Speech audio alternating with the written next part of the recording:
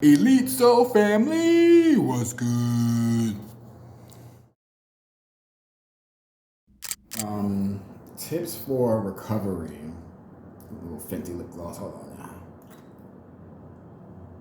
So this is gonna be tips for recovery, and recovery should not be measured by how much clean time you have. Because the people who worry about that, they ain't saying what it truly is in their lives. So don't worry about that. You need to take everything day by day for you. Take everything day by day for you. You know what works for you. You know what you do. See, I know for me, I can do things cold turkey. I can do things cold turkey because I know how that story ends. Now, someone who's just starting out on their journey, no matter what it is, it can be a drug addiction, a sex addiction, a porn addiction, a shopping addiction, a food addiction. Addiction is addiction. Okay? It's like a sin is a sin is a sin. And people try to put sin on different levels. Oh, you're gay, that's a sin. And you an adulterer. You got kids out of wedlock. You cheat on your spouse. That's a sin. So don't let people tell you, that their sin is lesser than your sin. Because a sin is a sin is a sin. Okay? And an addiction is addiction is addiction. Like I said, whether it be a drug addiction, food addiction, whatever addiction, drinking addiction, whatever. Addiction is addiction. So don't let anyone tell you that your addiction is more worse than theirs or more evil than what they got going on. That is manipulation, okay?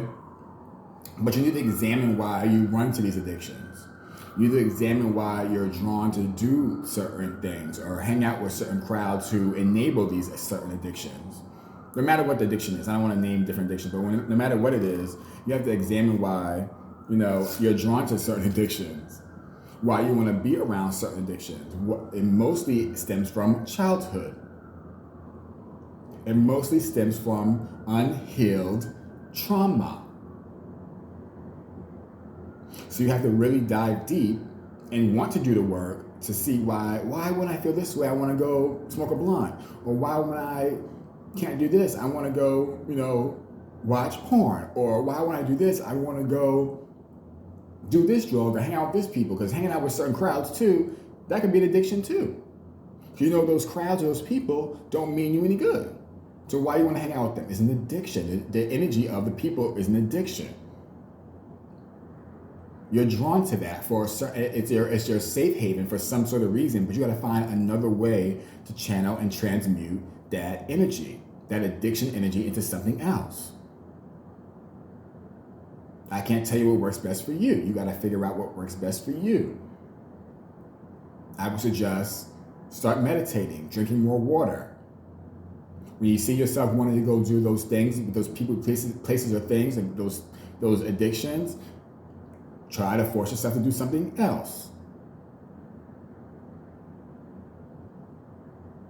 Try to remind yourself why that never works for you, why you never are satisfied in the end, why it always leads to something bad, why you always seem to be embarrassed afterwards, why you always seem to be empty after these things. Okay, why you always seem to feel regretful and mad at yourself and beat yourself up after these certain activities with people, places, or things. You have to examine these things. Why do you feel this way? Why do you feel depressed afterwards? That's something to look at. It's something to examine. You have to dive deep. You have to chill those chill. You got to chill those childhood issues. That was that was all backwards. You have to heal those childhood issues and really dive deep into why you want to do these things. And really dive deep and write it down, all the reasons why you know it's not going to be well for you or end well for you or benefit you. Okay? And you have to have balance. Everything in moderation. Unless something is highly detrimental to your health and your mental well-being, then you got to X that out altogether. If something is highly unwell for you and detrimental to your mental health, most importantly, and your physical health, you got to exit out altogether. Ain't no moderation in that. You got to say deuces and be out with that. Even if it's a place where you live, like you have an addiction to staying in the hood when you know you can move somewhere else. Why?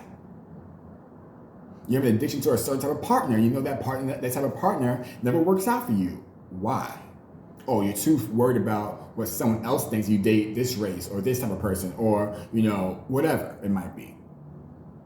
You can't be worried about what someone else's opinion of how you're healing, how you're moving forward, and how you're bettering yourself is going to be. Them so negatively telling you about how you're changing to be better is because they don't want to do better for themselves. They misery loves company. They want somebody to be stuck with them. Even if they know that addiction to whatever it is, whatever vice it is bad for you.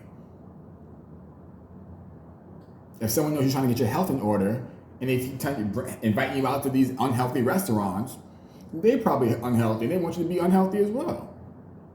If someone knows you're trying not to drink and they invite you over and you drinking bottles of water, say you want something to drink, say, oh, I got my water, I'm good, and they trying to offer you glasses of vodka, and you just told them you ain't trying to drink, you got to separate yourself from that person because they will enable you after a while to drink because they know that's your vice and they want you to be with them, stuck or drunk.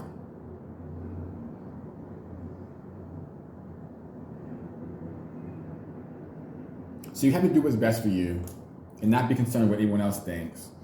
So those are my tips for dealing with addiction. Because I've been down the road, okay? So thank you for watching, you guys. Like this video or comment or share.